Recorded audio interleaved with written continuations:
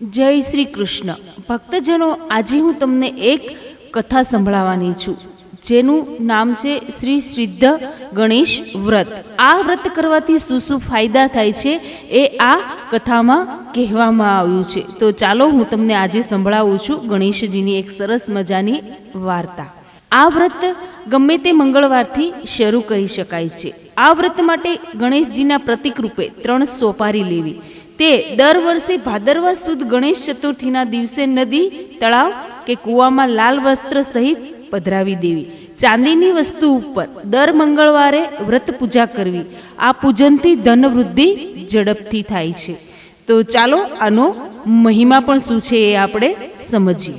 પૂર્વે ગોળ દેશમાં પીપલપુર નામે એક નગર હતું. ત્યાં સુરબાહુ નામે એક જ્ઞાની પણ ગરીબ ક્ષત્રિય રહેતો હતો. તે ઘણો પરિશ્રમ કરવા છતાં પોતાના કુટુંબનું તે પાલન પોષણ કરી શકતો ન હતો.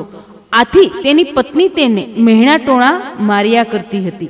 જેથી કંટાળીને એક દિવસે સુરબાહુએ ઘરનો ત્યાગ કર્યો અને જંગલમાં ચાલ્યો ગયો. તે જંગલમાં એક સરોવરને તીરે ગયો. સરોવરના પાણીથી તેણે પોતાની તરસ છીપાવી.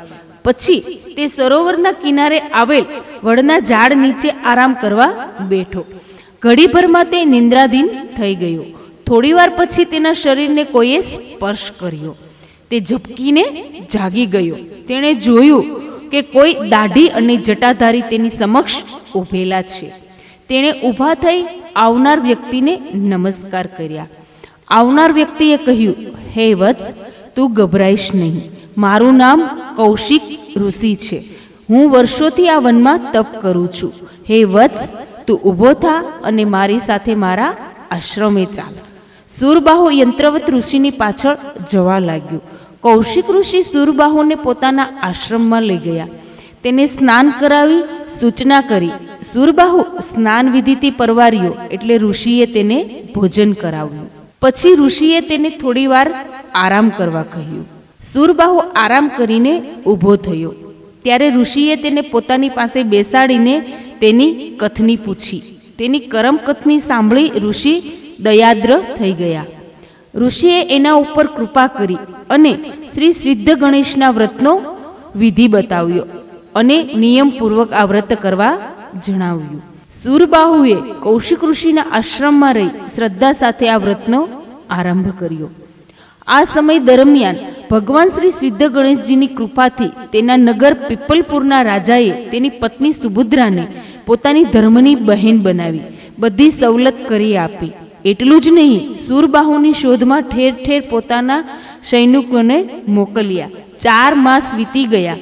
સુરબાહુ ભાદરવા સુદ ચતુર્થીના ભગવાન શ્રી સિદ્ધ ગણેશનું વ્રત પૂર્ણ કરી પોતાના નગર પીપલપુરમાં આવ્યો. તેની પત્ની અને બાળકો તેને જોઈને અત્યંત આનંદિત થયા.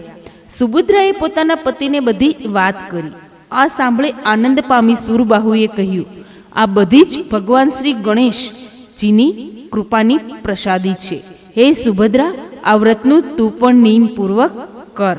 સુભદ્રાએ શ્રદ્ધાપૂર્વક આ વ્રત કર્યું. નગરના રાજાએ સુરબાહુને પોતાના સૈન્યમાં ઊંચા હોદ્દા ઉપર મૂક્યો. આ બધાને સિદ્ધ ગણેશજીની કૃપા પ્રસાદી માનતો સુરબાહુ ભક્તિભાવપૂર્વક પોતાનું જીવન વ્યતીત કરવા લાગ્યો. હે ભગવાન શ્રી ગણેશ, જેવા તમે સુરબાહુને ફળ્યા એવા સૌને ફળજો. આ વ્રત કરનારને ફળજો. બોલો ભગવાન શ્રી ગણેશજી કી જય.